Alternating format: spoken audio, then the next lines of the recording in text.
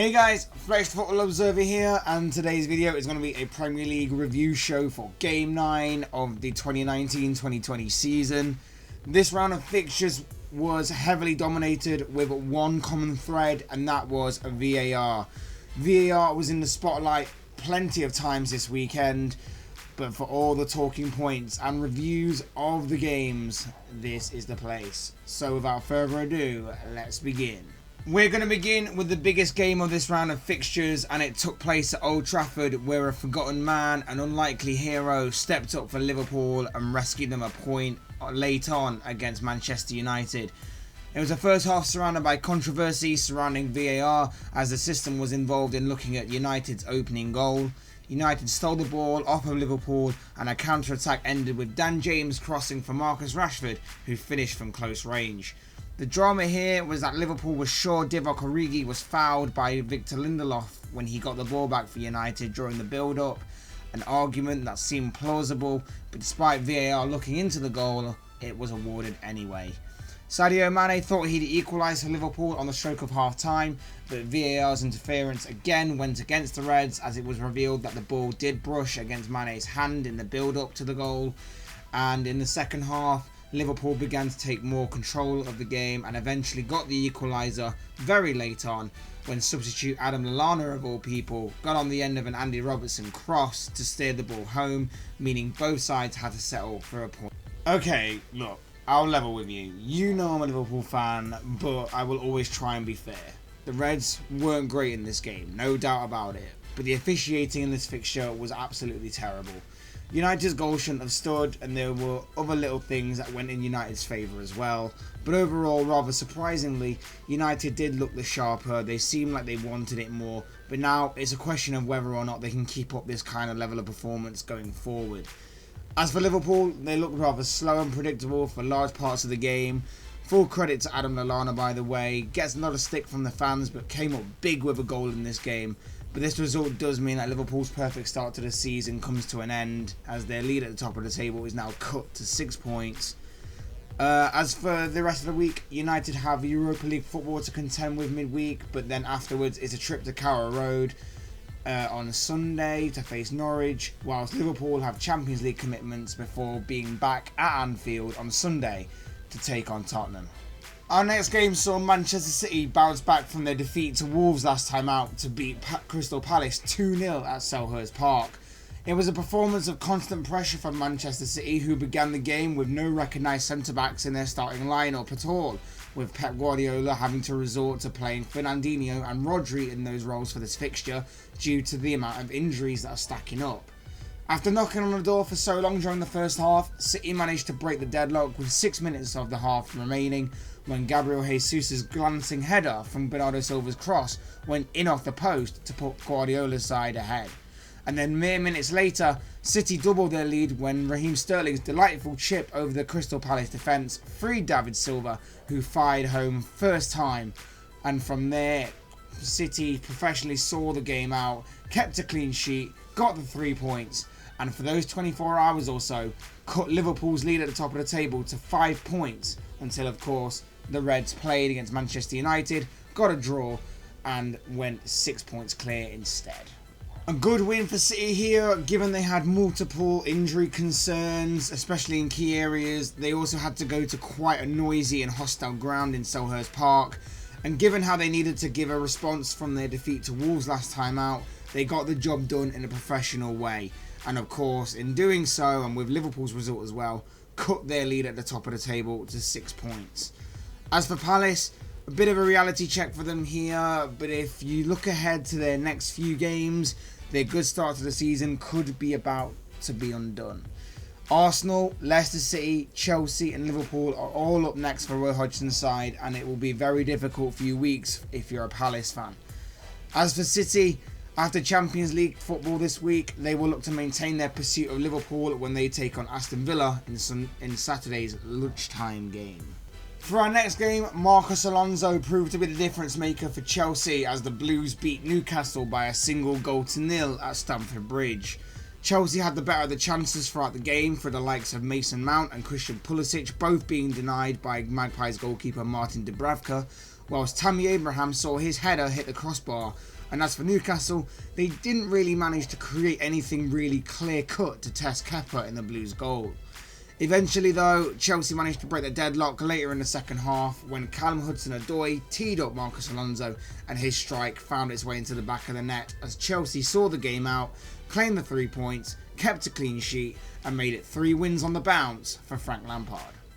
A good and hard fought victory for Chelsea here on another day with better finishing. They probably could have made this game a bit more comfortable, but it actually was. But in the end, they got the job done, got the clean sheet, and right now things are looking really good for Frank Lampard and Chelsea. As for Newcastle, bit of a knockback down to earth following their victory over Manchester United last time out. I just worry for them with scoring goals. They don't score enough and they just seem to fall apart the closer they get towards the opposition goal. Chelsea will be in action midweek in the Champions League before taking on Burnley in Saturday's evening fixture, whilst Newcastle host Wolves on Sunday. Our next game featured a Luis Moussa goal that proved to be the difference maker at Bramall Lane as Sheffield United claimed a 1-0 victory over Arsenal in Monday night's fixture. The only goal of the game came in the opening half an hour when Oliver Norwood's corner was knocked down by Jack O'Connell and Moussa was on hand to strike home. Arsenal had chances throughout the game, mainly falling to winger Nicolas Pepe.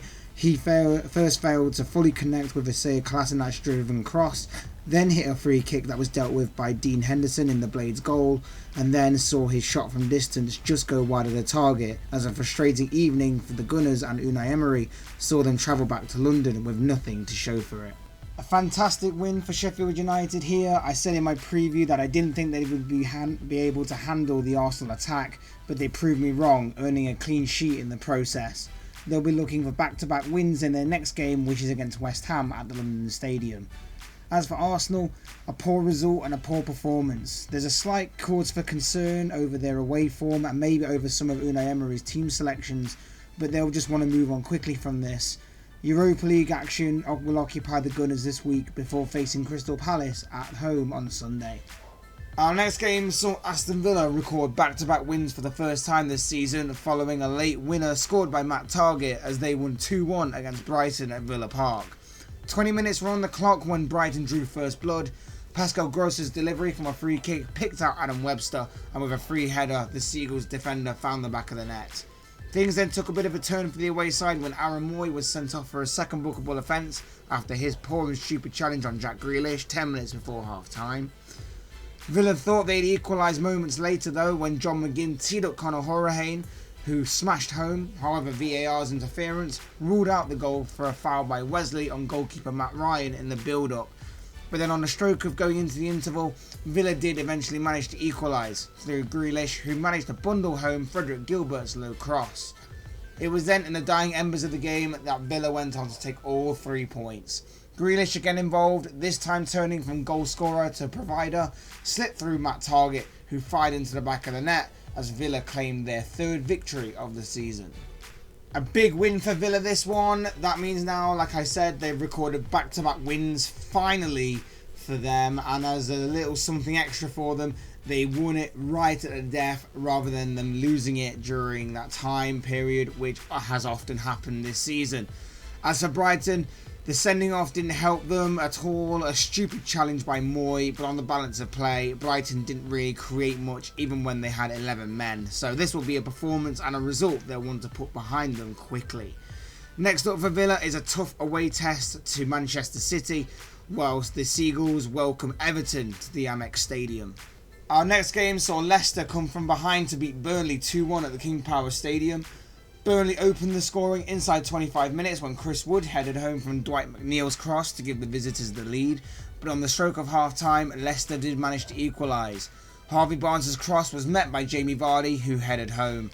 And then with 15 minutes of the game remaining, the Foxes went in front with a goal from Yuri Tillemans, the goal which proved to be the decisive factor come the final whistle as the young Belgians' fierce finish won the game for the Foxes as they got back to winning ways and remain within the top 4. A big win for Leicester this one on what was an emotional day for the club, as this was the last home game to be played at the King Power Stadium before the anniversary of the tragic death of the late Leicester chairman Vijay Shrivardhanaprabha. who died in a plane crash almost a year ago, and the tributes before and during the game were well observed and beautifully and respectfully carried out. On the pitch, Leicester got the job done and got back to winning ways, and will now turn their attention to facing Southampton on Friday night. Whilst Burnley's inconsistent start to the season continues, they'll look for a better result in their next game, but will have a tough ask of doing so when they take on Chelsea next Saturday evening. Our next game saw Everton put an end to their 4-game losing streak with a 2-0 victory over West Ham at Goodison Park. 17 minutes were on the clock when the Toffees broke the deadlock through Bernard, who from a tight angle managed to beat Hammer's goalkeeper Roberto at his near post. Everton went on to create the better of the chances, most notably Theo Walcott's sweetly struck volley cannoning back off the crossbar, and a goal by Yerry Mina, which was actually ruled out by the referee as he saw an off-the-ball incident involving Andre Gomez, which looked quite harsh on the home side in all honesty. But eventually, Everton did manage to put the game to bed into injury time when Gylfi Sigurdsson fired home to, for the time being at least, relieve a little bit of the pressure on both the Toffees and Marco Silva. Big win for Everton this one. As I mentioned, this victory not only ends their 4-game losing streak that the Toffees were currently on, but also relieves a little bit of the pressure that Marco Silva was under. But the thing now is the Toffees need to find a level of good consistency. They need to carry this level of performance and obviously this kind of result into future games. As for West Ham, a poor result, a bad day at the office. They looked poor, they were lacklustre. They didn't really create any decent chances except for Angelo Bonner's chance in the second half, but apart from that, Jordan Pickford had a rather quiet afternoon in goal in all honesty. Everton will now turn their attention to an away trip to Brighton next weekend, whilst West Ham will look to bounce back next week when they host Sheffield United at the London Stadium.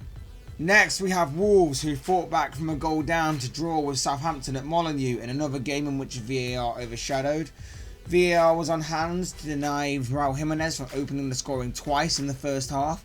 The first time it was revealed that to control the ball, the Mexican used his arm before finding the back of the net, and then it disallowed the Mexican for a second time when he followed up on Angus Gunn's save to strike home the rebound, but it was revealed that Patrick Cutrone, who produced the shot that Gunn had to save, was offside by a leg during the build-up. Just after the restart, Southampton added to Wolves' frustrating afternoon by going ahead when Danny Ings pounced on a mistake by Connor Cody to slide home the ball past Rui Patricio. But then on the hour mark, Wolves were awarded a penalty when Matt Doherty went over in the box from Pierre Højbjerg, and from 12 yards there was no denying Jimenez for a third time as he converted, and come the final whistle, his penalty ensured Wolves and Southampton were to come away from this game with a point apiece. Not the ideal result for either side this one. Wolves will feel a little hard done by VAR, but it was actually correct when it came into play. And in fact, the penalty decision may have been a little soft and unfortunate for the Saints in all honesty. As for Southampton, they create very little from open play and it's actually quite worrying. It wasn't the best game of football, put it that way, but at least Southampton have kind of stopped the rot of 3 losses on the bounce. Both sides will look to move on quickly from this, with Wolves having Europa League football to look forward to this week before facing Newcastle on Sunday, whilst the Saints will be hosting Leicester City on Friday at St Mary's. In our penultimate game, it saw 2 sides who were yet to claim their first clean sheet of the season as they clashed on Saturday, and ironically, both sides actually managed to get their first clean sheet of the season thanks to a goalless draw at the Vitality Stadium. Bournemouth and Norwich played out a stalemate as both sides had to settle for a point apiece. Bournemouth had a couple of chances, most notably through Dominic Solanke and Harry Wilson, whilst Ibrahim Amadou and Timu Pukki both went close for the Canaries. But apart from that, this game lacked clear-cut chances, and in the end, neither goalkeeper were beaten, and both sides came away with a point from this game. Another result that isn't ideal for either side. For Bournemouth, they will feel this was possibly a missed opportunity not to have picked up all 3 points here, whilst for Norwich, they've stopped the rot to some extent by not making it 4 losses on the bounce, but it's still not the ideal result for a side in need of points. A game which both sides will probably want to forget, and in doing so will move on, and the Cherries will now turn their attention to facing Watford next weekend, whilst Norwich entertain Manchester United on Sunday. And in our final game, VAR was again in the spotlight as Tottenham rescued a late point against Watford at the Tottenham Hotspur Stadium. Like they did against Brighton, Tottenham fell behind very early on when Abdoulaye Doucouré swept home Daryl Janmaat's cross. Watford then thought they should have had a penalty when Gerard Deulofeu went over in the penalty area under Jan Vertonghen's challenge, but the penalty wasn't awarded by either the on-field or the video assistant referee. A decision that looked rather fortunate for Spurs in all honesty. But in the end, VAR was again used for Tottenham's late equaliser. Dele Alli took advantage of a goalkeeping error by Ben Foster to score for Tottenham, but the goal went to VAR after it appeared Ali used his hand or arm to control the ball on his first touch. After checking the goal was given, but there was some confusion in the stadium as the board in the stadium displayed that the check decided to chalk off the goal. It was then proved to be an error. The goal was awarded and Spurs and Watford went on to take a point apiece from this game. VAR will once again be in the spotlight for this game over the two big calls that it was put in play for, and it might be good for Tottenham that it probably will be, as it will probably overshadow what was another poor performance from them. There are big issues within this club that they need to be addressed as soon as possible, as although they may have stopped it from becoming 3 losses on the bounce in all competitions, it's still not the ideal result for them against the Watford side, bottom of the table, and still in search of their first win of the season. As for the Hornets, they will feel they just can't catch a break right now and will look to go again next week. Tottenham have Champions League commitments this week before facing league leaders Liverpool on Sunday, whilst Watford host Bournemouth at Vicarage Road next weekend. And that wraps up this Premier League review show for Game 9 of the 2019-2020 season.